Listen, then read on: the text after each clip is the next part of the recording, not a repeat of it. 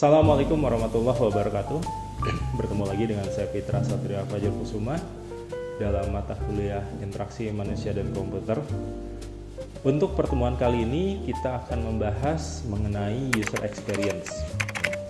Nah, user experience ini sendiri adalah atau definisinya mengungkapkan atau meluapkan perasaan dari pengguna ketika dia berhadapan dengan sebuah sistem atau aplikasi. Hal ini meliputi persepsi pengguna mengenai kepraktisan dalam penggunaan sebuah perangkat lunak seperti kemudahannya, penggunaan yang intinya subjektif dari para pengguna. Sifatnya dinamis dan sesuai perkembangan zaman Dan hubungan UI UX dengan aspek pengguna itu dilihat dari look, feel, dan usability-nya. Prinsip aspek user experience ini berbeda dengan user interface. Kalau user interface bagaimana tampilan, lebih mengutamakan tampilan, tapi kalau di sini lebih mengutamakan kepada pengalaman dari si pengguna tadi. Untuk bisa menjawab pertanyaannya, ada beberapa pertanyaannya. Biasanya nomor satu, bisakah pengguna menggunakan sebuah aplikasi tertentu? Yang kedua, apakah user bisa mencari sesuatu pada aplikasi tadi? Ketiga, apakah sudah memenuhi dari ekspektasi apa yang dikerjakan, misalnya dari pencarian hasilnya apakah sudah memenuhi ekspektasi atau belum. Kemudian 4, apakah pengguna ingin menggunakannya, menggunakan fitur-fitur yang ada di situ. Kelima, apakah sistem dibutuhkan, Keenam, apakah bisa dipercaya, aplikasi ini yang kita dapatkan datanya apakah bisa dipercaya. Ketujuh, apakah bisa diakses atau tidak. Jadi pertanyaan-pertanyaan ini penting untuk menjawab basic question dari UX itu sendiri.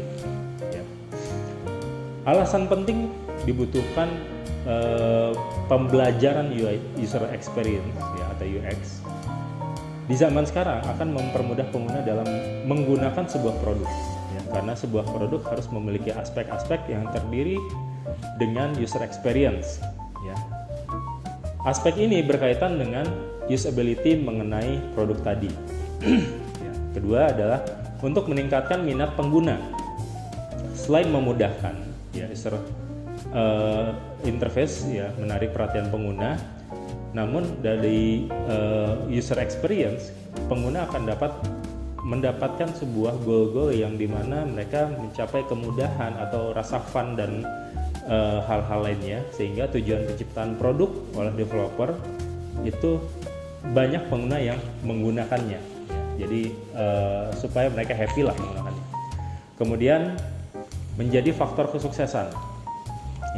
Semakin banyak peminat dari suatu produk, biasanya akan meningkatkan peminat terhadap suatu hal dari produk tadi, sehingga produk tadi akan memiliki nilai tambah sendiri. Dalam hal ini misalnya semakin banyak dan developer, semakin banyak sistem yang dibuat oleh seorang developer, maka developer tadi akan melakukan updating terus dan pengembangan hal-hal yang lainnya. Jadi bisa dikatakan membuat sebuah produk yang dikatakan sukses. Kemudian memiliki user interface yang baik. Jadi sangat memiliki hubungan antara UX dengan UI. Hal ini disebabkan UX itu adalah pengguna yang menghasilkan produk yang bagus, yang nanti perangkat lunak tadi akan dipasarkan saat ini. Jadi ada hubungan antara UI dan UX. Nah, menjadi pesaing bagi produk yang lain. Hal yang kelima Jadi WhatsApp, Instagram, Facebook mungkin saat ini menjadi pemenang dalam produk pasaran yang dikenalkan. Karena apa? Karena mereka mengembangkan dengan UX yang baik. Meskipun mungkin ada updating sistem yang sederhana memiliki fitur yang kurang lebih sama, mungkin ada sistem-sistem pesaingnya juga yang punya fitur yang sama, tapi dalam mungkin user experience-nya beberapa teknologi yang tadi disebutkan di awal memiliki UI UX yang lebih menyenangkan bagi penggunanya. Aspek-aspek pemahaman UX. Pertama, pahamilah bahwa UX itu berubah-ubah. Perlu dijelaskan pada pengguna bahwa dalam pengembangan user experience itu berubah-ubah dan tidak pasti. Google, WhatsApp, Twitter memiliki fitur yang berubah-ubah mengikuti zaman dan permintaan dari penggunanya. Ya mungkin ada yang suka dengan kestabilan Facebook zaman dulu, tapi mungkin Facebook punya pertimbangan sehingga diubah desain-desainnya. Ya. Kemudian harus memperhatikan pengguna. Developer harus mendengar dan melihat permintaan dari user. Ya. Hal ini sangat penting dan perlu dilakukan juga misalnya seperti langkah-langkah observasi terhadap pengguna. Ya, yang menjadi langkah penting untuk menggambarkan apa sih yang sebenarnya diinginkan oleh pengguna. Ya. Kemudian terkadang tidak memiliki metodologi, ya. User experience itu sendiri tidak memiliki langkah-langkah yang harus diikuti sesuai dengan standar itu sendiri, karena user experience lebih ke cara pendekatan tertentu, bukan tahapan yang memiliki standar-standar baku. Ya, mungkin ada, hanya standar-standar baku ini lebih mengedepankan pada aspek-aspek keterkinian, perkembangan zaman dan lain sebagainya.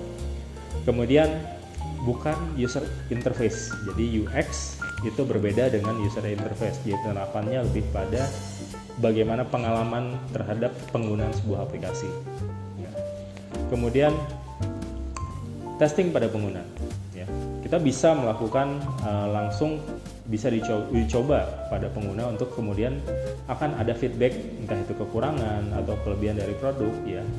Hal ini biasanya dirilis dalam versi-versi beta. Ya, dalam pengujian ini.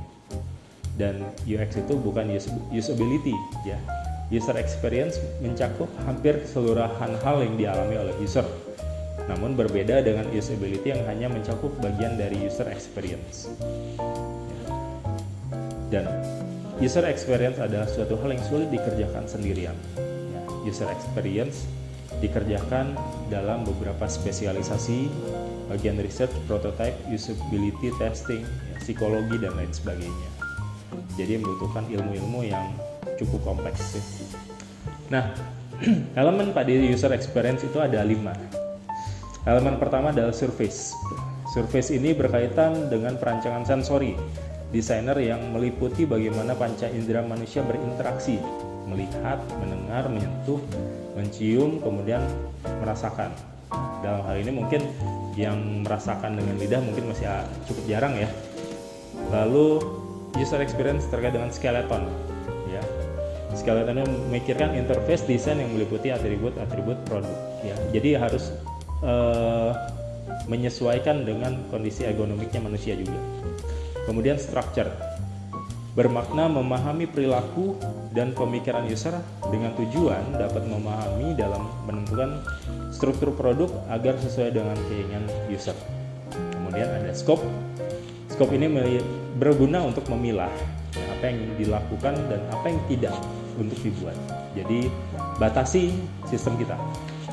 Dan produk dibagi menjadi dua produk, yaitu secara fungsional dan produk sebagai informasi itu sendiri. Ya. Lalu ada strategi dalam komponen UX itu sendiri. Strategi di sini tentang bagaimana user menggunakan produk dan bagaimana produk yang dibuat sesuai dengan kebutuhan yang diinginkan oleh user. Jadi saling keterkaitan. Oke.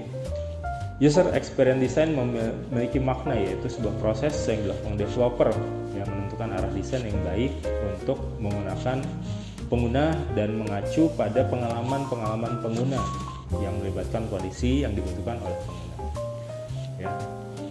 Terkait dengan komponen-komponen yang ada untuk user experience design itu sendiri, pertama jadi tadi ada usability, desain interaksi, desain visual, information architecture, ya, strategi konten, dan user research. Semoga penjelasan dari materi terkait dengan user experience ini membantu Anda untuk memahami lebih jauh apa itu user experience dalam penerapannya, dan sangat berbeda dengan tentunya dengan UI ya. Sekian perkuliahan hari ini. Terima kasih. Assalamualaikum warahmatullahi wabarakatuh.